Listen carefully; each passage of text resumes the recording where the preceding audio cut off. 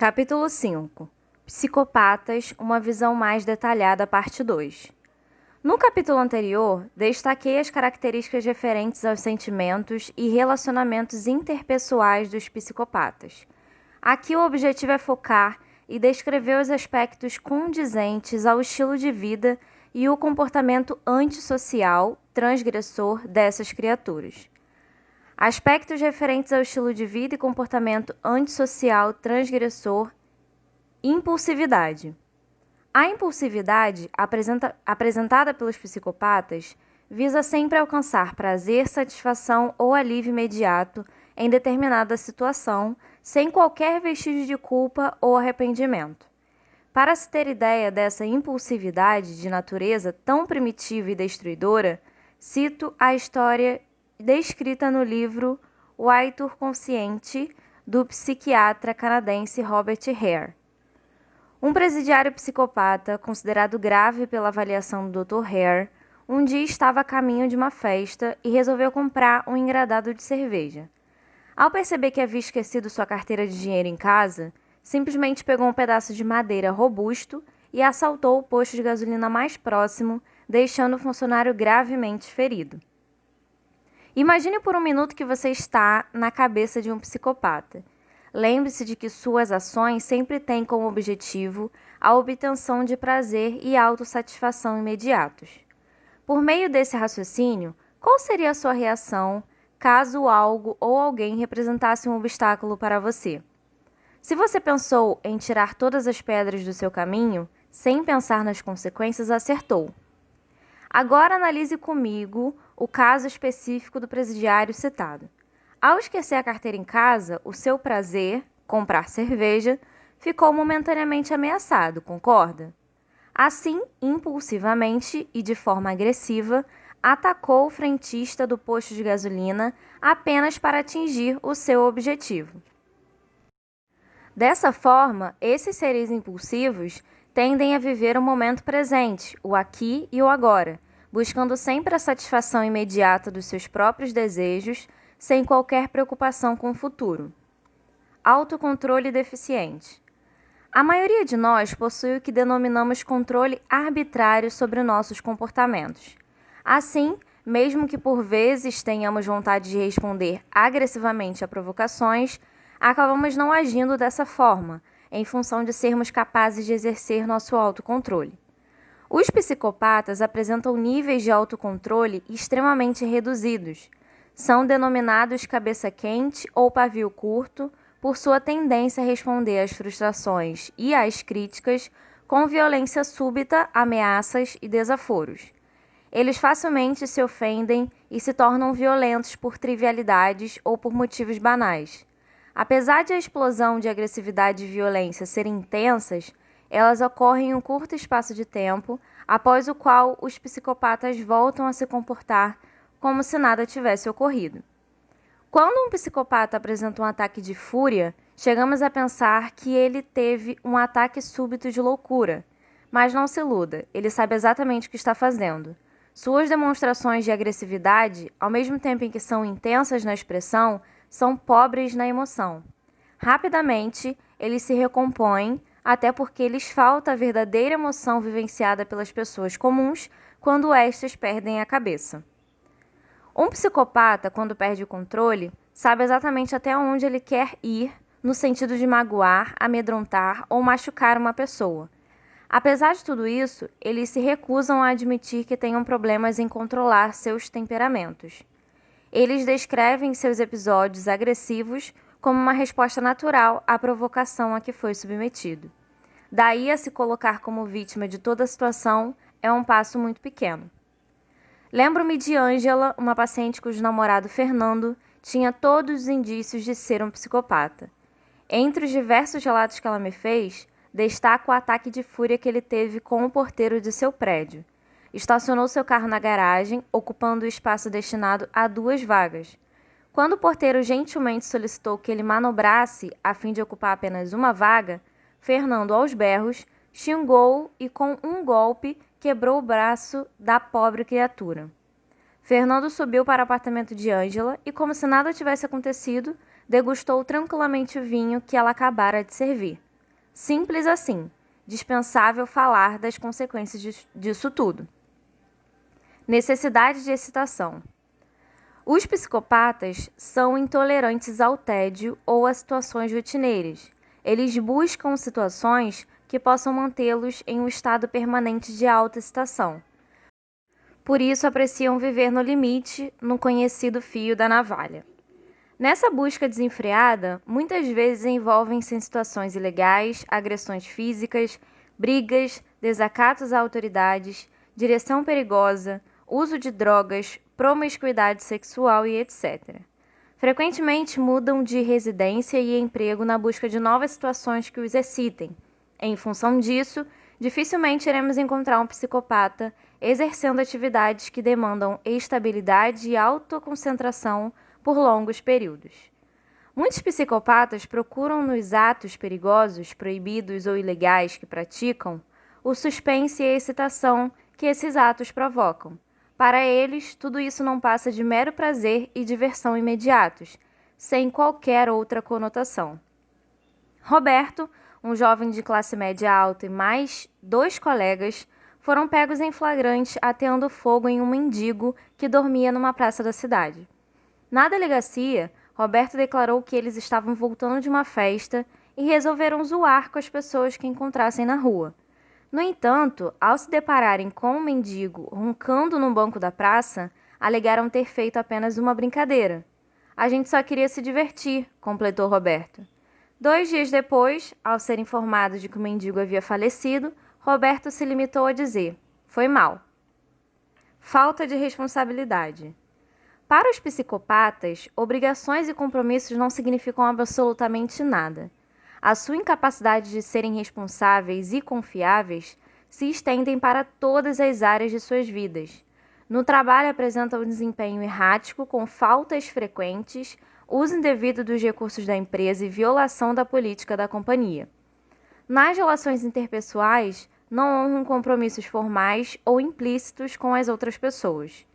Por isso, nunca acredite em acordos escritos ou verbais com eles, pois nunca irão cumpri-los totalmente. Talvez o façam parcialmente no início do acordo, somente para impressionar e ganhar confiança de suas vítimas. Mas uma coisa é certa: mais cedo ou mais tarde, eles irão aprontar. Quando a questão é família, o comportamento deles também segue o mesmo padrão de indiferença e irresponsabilidade. Quando constituem famílias, cônjuges e filhos, os psicopatas não o fazem por sentimentos amorosos, mas sim como um instrumento necessário para construir uma boa imagem perante a sociedade. Conheci uma psicopata que utilizava o seu próprio filho recém-nascido para vender drogas em um ponto muito bem frequentado da zona sul do Rio de Janeiro. Em um dia frio, saindo de um restaurante, ouvi o choro forte de um bebê que estava no colo de uma mulher e me aproximei na tentativa de oferecer algum auxílio. Ele estava faminto e febril. De repente, a mulher disse de forma ríspida para eu me afastar, porque estava atrapalhando o seu trabalho. A poucos metros dali, pude observar um grupo de jovens comprando drogas que ela retirava de dentro da roupinha do bebê. Antes de ir embora, passei novamente por ela, que me disse com frieza e indiferença: ele tem que me ajudar a trabalhar. Os policiais não revistam bebês. Em geral, os psicopatas afirmam com palavras bem colocadas que se importam muito com a sua família, pai, mãe, irmãos, filhos. Mas suas atitudes contradizem totalmente o seu discurso. Eles não hesitam em usar seus familiares e amigos para se livrarem de situações difíceis ou tirarem vantagens. Quando dizem que amam ou demonstram ciúmes, na realidade têm apenas um senso de posse como um qualquer objeto. Eles tratam as pessoas como coisas que, quando não servem mais, são descartadas da mesma forma que se faz com uma ferramenta usada. Problemas comportamentais precoces. Otávio sempre foi um menino difícil e diferente das outras crianças. Desde os 6 anos de idade, seus pais achavam que ele não era uma criança normal. Não foram poucas as travessuras na infância do menino. Ele era uma verdadeira peste e parecia não se importar com os sentimentos de ninguém. Parecia se divertir quando machucava o seu irmãozinho mais novo ou quando torturava o gatinho de sua avó. Quando repreendido pelos pais por seu comportamento cruel contra o seu irmão, ele simplesmente dizia: Eu só estava treinando boxe. Quanto ao gato, Otávio por inúmeras vezes o colocou no congelador para testar se realmente ele tinha 7 vidas. Na escola, as dificuldades não eram menores. Ele era briguento, irrequiento, indisciplinado e displicente. Embora fosse um menino inteligente, detestava fazer as tarefas escolares e só estudava como manobra para receber recompensas de seus pais. Na adolescência, Otávio abandonou os estudos e seus pais não tiveram mais nenhum controle sobre ele. Envolvia-se em brigas, usava drogas, roubava o carro do pai para participar de pegas e deu vários golpes em parentes e amigos, utilizando cheques com assinaturas falsas e cartões de crédito deles. Desde a infância, seus pais procuraram diversos profissionais como psicólogos, neurologistas e psiquiatras, até receberem a triste notícia de que Otávio é um psicopata. Hoje, com 25 anos, ele cumpre pena por tráfico de drogas e nunca demonstrou qualquer arrependimento pelos seus atos. Os psicopatas começam a exibir problemas comportamentais sérios desde muito cedo, tais como mentiras recorrentes, trapaças, roubo, vandalismo e violência. Eles apresentam também comportamentos cruéis contra os animais e outras crianças, que podem incluir seus próprios irmãos, bem como os coleguinhas da escola. Vale a pena destacar que crianças e adolescentes com perfil psicopático costumam realizar intimidações, assédio psicológico, contra pessoas pertencentes aos seus grupos sociais. E quando isso ocorre no ambiente escolar, pode caracterizar a ocorrência de um fenômeno denominado bullying. Bullying pode ser definido como um conjunto de atitudes agressivas, intencionais e repetitivas que ocorrem sem motivação evidente adotada por um ou mais alunos contra outros. Os mais fortes utilizavam os mais frágeis como meros objetos de diversão e prazer, cujas brincadeiras têm como propósito maltratar, intimidar, humilhar e amedrontar, causando dor, angústia e sofrimento às suas vítimas. O líder do grupo agressor, o valentão ou o tirano, costuma ser um indivíduo que apresenta características compatíveis com a personalidade psicopática. Como ilustração desse problema que se instala nas escolas de todo o mundo, cito um caso extraído do livro Fenômeno Bullying, de autoria de Cleo Fonte. Johnny, um menino tranquilo de 13 anos, durante 2 anos foi brinquedo de seus companheiros de classe. Os adolescentes importunavam-no para que ele lhes desse dinheiro, obrigando-no a tragar ervas e a beber leite misturado com detergente, golpeavam-no no pátio e atavam-lhe uma corda ao pescoço para passear como um cachorrinho. Quando perguntaram aos torturadores de Johnny sobre suas intimidações, disseram que perseguiam a sua vítima porque era divertido. Importante destacar que ninguém vira psicopata da noite para o dia. Eles nascem assim e permanecem assim durante toda a sua existência. Os psicopatas apresentam em sua história de vida alterações comportamentais sérias, desde a mais tenra infância até os seus últimos dias, revelando que, antes de tudo, a psicopatia se traduz numa maneira de ser, existir e perceber o mundo. Comportamento transgressor no adulto. Todas as sociedades se estabeleceram utilizando normas e regras que ditam o comportamento de seus membros. Isso assegura que a maioria deles tenderá a obedecer às normas gerais, com o objetivo de evitar as punições advindas das transgressões dessas regras. Dessa forma, isso assegura a cada indivíduo quais são os seus direitos e deveres para que se tenha um mínimo de harmonia na convivência em grupo. Caso contrário, a convivência entre os humanos tenderia a uma total anarquia, prevalecendo simplesmente a lei do mais forte. Capítulo 6. Os psicopatas no mundo profissional. Identificar psicopatas fora das prisões e dos manicômios judiciários é uma empreitada bastante difícil. Os psicopatas estão por toda parte e no dia a dia é possível encontrá-los em diversas categorias profissionais, em particular em organizações e empresas públicas ou privadas. Estas costumam se constituir em um cenário favorável para a peculiar maneira de agir desses indivíduos.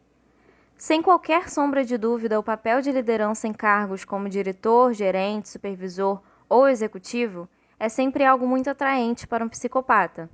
Esses cargos, além de oferecer bons salários, proporcionam status social, poder e um amplo território de atuação e influência. A ação dos psicopatas nas organizações empresariais. Sérgio tinha 42 anos quando foi promovido a supervisor-geral na empresa em que trabalhava havia 18 anos. Sempre foi um funcionário tipo Caxias, nunca poupou esforços para cumprir seus prazos e sempre esteve à frente de seus colegas de trabalho, lutando por melhores oportunidades para todos e para a empresa. Iniciou sua carreira na empresa ainda recém-formado e cresceu com ela, superando seus próprios limites e enfrentando com seriedade todas as crises do mercado. Agora estava ali, no posto que tanto batalhou para conseguir. A empresa lhe disponibilizou o carro, uma secretária exclusiva e um assistente que exerceria sua função anterior, gerente geral. Ele mesmo fez questão de selecionar um novo parceiro funcionário, aquele cujo trabalho daria seguimento ao seu.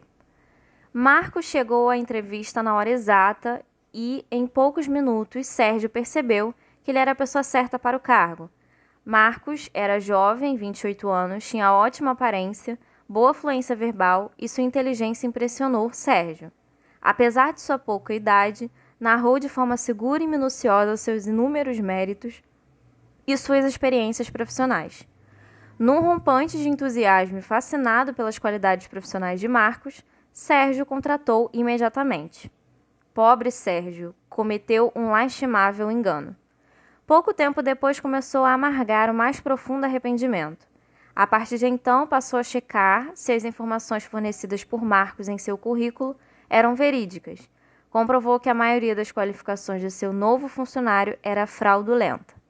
Marcos, a essa altura, já se mostrava uma pessoa arrogante, insolente e deveras ambiciosa. Aquela pessoa que, ao primeiro contato, prometia ser um excelente profissional, realmente surpreendeu, mas de forma absolutamente oposta. Logo após algumas semanas de trabalho, começou a se queixar da secretária de Sérgio sem qualquer motivo concreto. Dona Rosana era reconhecidamente uma pessoa muito confiável e responsável. No entanto, Marcos provocou uma cena de puro exibicionismo e expôs a fiel secretária a uma humilhação pública, chamando-a de incompetente, burra e lenta na frente dos demais funcionários. Logo após esse episódio, Marcos começou a faltar às reuniões com os seus subordinados e, consequentemente, às de Sérgio também. Para tais faltas, sempre apresentava desculpas pouco convincentes e sem qualquer constrangimento por isso. Sérgio não tardou a desconfiar que Marcos estava desviando dinheiro da empresa na forma de percentuais de venda destinados aos gerentes subordinados. Quando foi questionado sobre o assunto, Marcos se limitou a responder, de forma evasiva, que não tinha a menor noção do que se tratava. A situação já estava insustentável quando Sérgio procurou o presidente da empresa para relatar os fatos. No entanto, foi recebido com indiferença e ainda foi obrigado a ouvir do presidente uma série de elogios ao jovem e inteligente Marcos.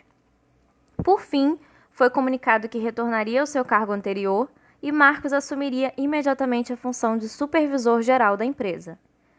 Os psicopatas costumam agir com tato e habilidade no cenário empresarial, assim como observamos no caso apresentado.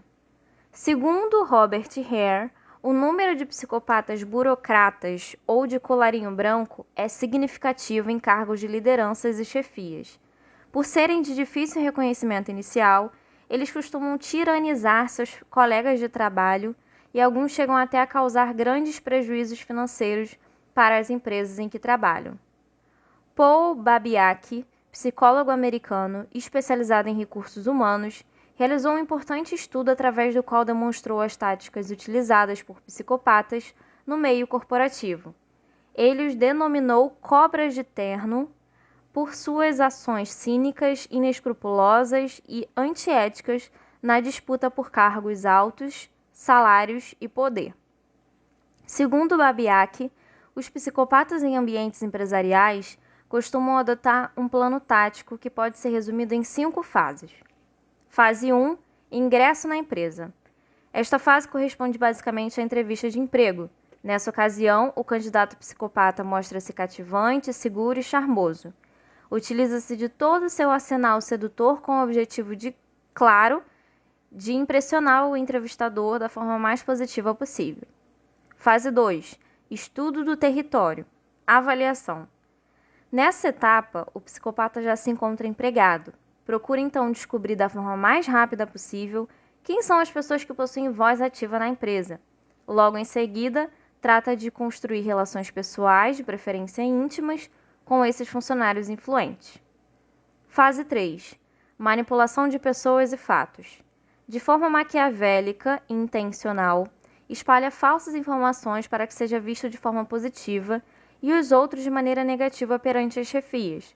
Semeia desconfiança entre os funcionários, jogando uns contra os outros. Disfarça-se de amigo, contando aos colegas sobre outros que o difamaram. Estabelece contato individual com as pessoas, mas evita reuniões ou situações nas quais precise se posicionar perante todo o grupo. Mantém-se camuflado para levar adiante a estratégia de ascensão ao poder. Fase 4. Confrontação. Nessa fase, os psicopatas de terno e gravata abandonam as pessoas que havia cortejado anteriormente e que não são mais úteis à sua ascensão profissional. Num requinte de maldade, eles utilizam a humilhação como arma para manterem suas vítimas em silêncio. Dessa forma, as pessoas que mais foram exploradas são aquelas que menos se dispõem a falar sobre suas experiências. Fase 5. A ascensão. Tal qual um jogo de xadrez, essa é a hora do checkmate, é a hora do golpe fatal. Após colocar líderes e chefias uns contra os outros, o psicopata de terno e gravata toma o lugar do seu superior, que geralmente é demitido ou rebaixado de cargo e função. É importante lembrarmos que a ausência de consciência e de medo torna essas pessoas potencialmente ardilosas e perigosas. Para elas, infringir as normas e externar seus desejos agressivos e predatórios sem qualquer escrúpulo ou culpa são atitudes naturais. E por isso mesmo, isentas de qualquer autocrítica. Empresas e instituições psicopáticas, não podemos esquecer que a forma como as empresas são estruturadas também pode colaborar para que indivíduos com comportamentos egocêntrico e inescrupuloso alcancem cargos de chefia e poder. Nos tempos atuais, algumas empresas crescem tão rapidamente que são obrigadas a mudanças constantes de funcionários e cargos. Nesse cenário, as intrigas, as falcatruas dos psicopatas podem ser dissimuladas por muito tempo. São as políticas de crescimento baseadas na política de que os fins justificam os meios. Na ânsia de crescer muito no menor espaço de tempo, muitas empresas acabam adoecendo também e perdem seus alicerces. As empresas doentes tendem a incorporar em seus quadros de funcionários pessoas que combinam com suas adoecidas estruturas. Força-se assim o estilo inescrupuloso no ambiente corporativo. Entretanto, empresas que adotam uma estrutura administrativa baseada na confiança e na responsabilidade mútuas também podem se deparar com problemas semelhantes, uma vez que não adotam uma vigilância rígida sobre seus funcionários. Essa postura produz um ambiente profissional com maior liberdade. Por um lado, isso pode ser muito positivo para a maioria das pessoas. No entanto, essa mesma liberdade pode se construir em um terreno fértil em que os psicopatas de colarinho branco costumam florescer. Em tempos de globalização econômica, a competitividade entre as empresas pode adquirir dimensões extremas, ocasionando crises nos mais diversos setores empresariais. Nesses cenários, mudanças precisam ser realizadas em tempo hábil. As empresas mais bem estruturadas e com visão estratégica de médio e longo prazo tendem a reunir forças em seus próprios funcionários com o objetivo de encontrarem novas e criativas alternativas que façam a empresa transcender suas limitações e retornar à rota do crescimento sólido e duradouro sem perder seus valores primordiais. Já as empresas com fraca estruturação administrativa e filosófica tendem, em situações emergenciais, a supervalorizar soluções mágicas e imediatas baseadas em profissionais que encarnam o papel de salvador da pátria. Nessas empresas, o profissional que possui ou representa bem valores como força, capacidade de persuasão e controle das emoções rapidamente entrará em alta, pois à primeira vista suas características são interpretadas como vantagens preciosas no mundo empresarial.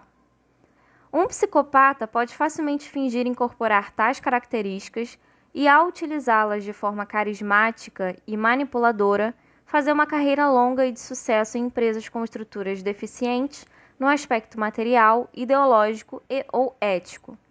Por tudo que foi exposto, é fundamental no campo profissional analisarmos de forma crítica e cética o que pode estar por trás de um belo e suntuoso currículo. A presença de psicólogos qualificados e bem treinados nas empresas pode ser um diferencial muito bem-vindo quando se trata de separar o joio do trigo no campo profissional. Isso porque as pessoas que têm que tomar decisões sobre a contratação de funcionários nem sempre estão adequadamente capacitadas e treinadas para enfrentar as habilidades de manipulação e convencimento dos psicopatas. Assim, atente-se às seguintes dicas. Desconfie de um currículo ostensivo em demasia. Repare se ele apresenta inúmeras mudanças de cargo em pequenos espaços de tempo. Solicite ao setor de recursos humanos que faça contato com seu último empregador. Na entrevista com o candidato, elabore perguntas habilidosas que possam aferir a veracidade das informações contidas no currículo. Há psicopatia nas diversas profissões. Os psicopatas não vão ao trabalho, vão à caça. Como observamos na primeira parte do capítulo, no mundo corporativo, a ação dos psicopatas pode ser comparada à de animais ferozes na busca implacável do poder e do domínio sobre o maior número de pessoas possível, assim como os grandes predadores fazem na demarcação dos seus territórios. A grande maioria dos psicopatas utiliza suas atividades profissionais para conquistar poder e controle sobre as pessoas. Essas ocupações podem auxiliá-los ainda na camuflagem social daqueles que não levam uma vida francamente marginal, delinquentes mais perigosos. Muitos se camuflam em pessoas responsáveis através de suas profissões. Nesse contexto, podemos encontrar policiais que dirigem redes de prostituição, juízes que cometem os mesmos delitos que os réus, mas no julgamento os condenam com argumentações jurídicas impecáveis, banqueiros que disseminam falsos boatos econômicos na economia. Também estão alguns líderes de seitas religiosas que abusam sexualmente de seus discípulos, ou ainda políticos e homens de Estado que só utilizam poder em proveito próprio. Estes últimos costumam representar grandes perigos pelo tamanho do poder que podem deter.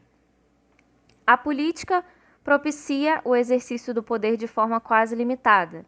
Poucos cargos permitem o exercício tão propício para a atuação dos psicopatas. A renda material que eles podem obter também é praticamente incalculável quando exercem a profissão de forma ilegal. O próprio salário deles também é muito bom, se comparados aos salários dos executivos das corporações privadas. E o fato de terem um foro privilegiado quase lhes assegura de forma impune o exercício do poder com outros fins que não sejam os de servir aos interesses da nação. Todos esses ingredientes fazem uma pizza gostosa de comer, com possibilidade de ingestão quase nula. No Brasil, esse fenômeno torna-se mais gritante porque a impunidade funciona como uma doença crônica e deriva de um somatório que inclui um sistema policial deficitário, um aparelho jurídico emperrado e um código processual retrógrado. Esse fato pode ser facilmente verificado pelas inúmeras manchetes que diariamente noticiam diversos crimes cometidos por maus políticos, lavagem de dinheiro público, formação de quadrilha, corrupção ativa e passiva, gestão fraudulenta, evasão de divisas, crime de peculato, desvios de recursos de obras públicas, envio ilegal de dinheiro ao exterior, crime contra a administração pública e por aí vai.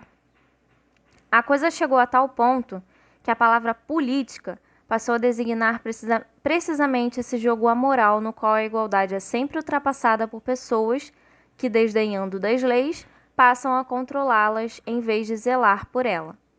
Ou um ritual, os quais os criminosos são acusados, mas quando são importantes, livram-se da pena porque têm comprovadas relações pessoais e partidárias com os donos do poder. Uma pesquisa realizada pelo IBOPE, encomendada pela revista Veja, Para saber o que os brasileiros acham de seus parlamentares, mostra que, embora a maioria dos entrevistados considere que o Congresso é essencial para a democracia, a imagem que eles passam para a população resume-se nos seguintes adjetivos: desonestos, insensíveis, mentirosos. Também achei importante destacar neste tópico a presença dos psicopatas em casos de pedofilia, abuso sexual contra crianças ou pré-púberes, 13 anos ou menos. Para realizarem essa perversidade, os psicopatas se camuflam em profissões que permitam aproximar-se de crianças.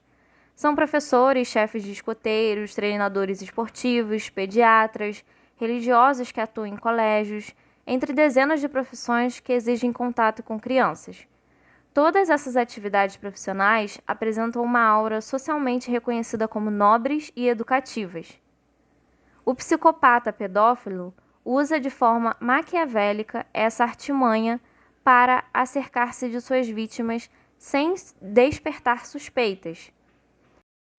O caso do médico Eugênio Chipkevich, um dos pediatras mais conceituados do Brasil e detentor de um currículo invejável, ilustra essa constatação de forma bastante didática. Em 2002, o médico russo, naturalizado brasileiro e especializado em psicoterapia infanto-juvenil, foi detido sob a acusação de abusar sexualmente de seus jovens pacientes.